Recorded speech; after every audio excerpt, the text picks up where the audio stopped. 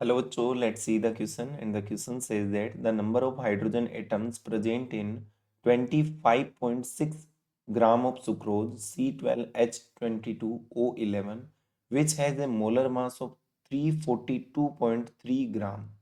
तो देखो हमें हाइड्रोजन एटम की नंबर पता करनी है यहाँ पे, और किस में पता करनी है? सुक्रोज में। सुक्रोज का फॉर्मूला में दे रखा है C12H22O11, ठीक है। और इसका हमें जो गिवन मास है, वो मास कितना गिवन है? 25.6 ग्राम है, ठीक है। इतनी बात हमें दे रखी है। अब देखो यहां से हमें जाना कहाँ पे? यहां से हमें जाना है जो नंबर ऑफ एटम तक जाना है, नंबर ऑफ हाइड्रोजन एटम तक। और नंबर ऑफ हाइड्रोजन एटम से पहले हमें जाना होगा कि जो आपके पास हाइड्रोजन है उसके नंबर ऑफ मोल कितने हैं। और हाइड्रोजन के नंबर ऑफ मोल पता करने के लिए हमें पहले सुक्रोज के मोल पता करने होंगे। तो सुक्रोज का हमें मोलर मास भी दे रखा है। मोलर मास हमें दे रखा है 342.3 ग्राम, ठीक है।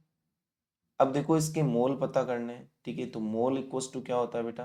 गिवन मास अपॉन क्या होता है? Molar mass. तो गिवन मास कितना है बेटा? 25.6 अपॉन मोलर मास जो होता है वो होता है 342.3।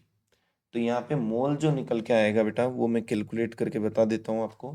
जो अपने पास मोल है वो निकल के आएंगे टोटल 0.0747, ठीक है।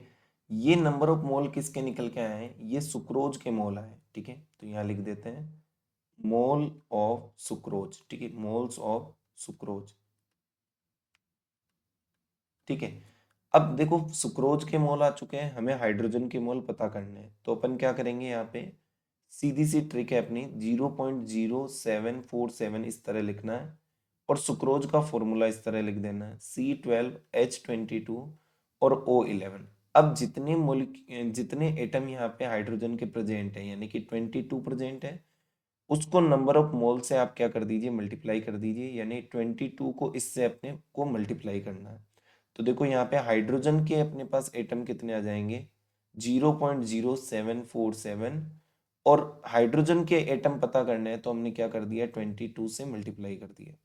तो जब 22 से मल्टीप्लाई करेंगे यहाँ पे तो अपने पास जो आएगा वो क्या आ जाएगा? एक जो अपने पास मोल है, मत सॉरी, इतने जो मोल हैं उसमें टोटल अपने पास क्या आ गए? सुक्रोज के मोल आ चुके हैं, ठीक है। ये सॉरी, हाइड्रोजन के एटम के मोल आ चुके हैं। ये अपन क्या लिख देंगे? नंबर ऑफ, ये तो अपने पास सुक्रोज के मोल थे, और ये जो मोल हमने निकाले हैं ये किसके निकाले हैं? हाइड्रोजन के। तो नंबर ऑफ मोल्स ऑफ क्या निकल गए बेटा? हाइड्रोजन एटम, ठीक है। अब मोल निकल चुके हैं, अब हमें निकालना है एंटाइटीज यानी कि मॉलिक्यूल्स, इसके एटम निकालने हैं। तो नंबर ऑफ एटम का फॉर्मूला क्या होता है अपने पास? नंबर ऑफ एटम का फॉर्मूला होता है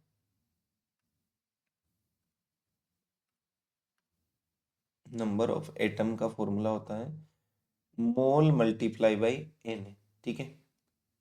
तो number of atom equals to mole कितना दे रखा है बेटा हाइड्रोजन के? 0.0747 मल्टीप्लाई 22, और Na की वैल्यू होती है 6.022 मल्टीप्लाई बाई 10⁻23। तो इन दोनों को मल्टीप्लाई करने पे अपने पास जो आंसर आएगा वो आएगा 9.91 मल्टीप्लाई 10⁻23। तो देखो ये ऑप्शन किस में आ रहा है? ऑप्शन बी में आ रहा है, यानी कि option B will be the correct answer of this question. I hope all of you understand this question very well. Thank you and best of luck for your next exam.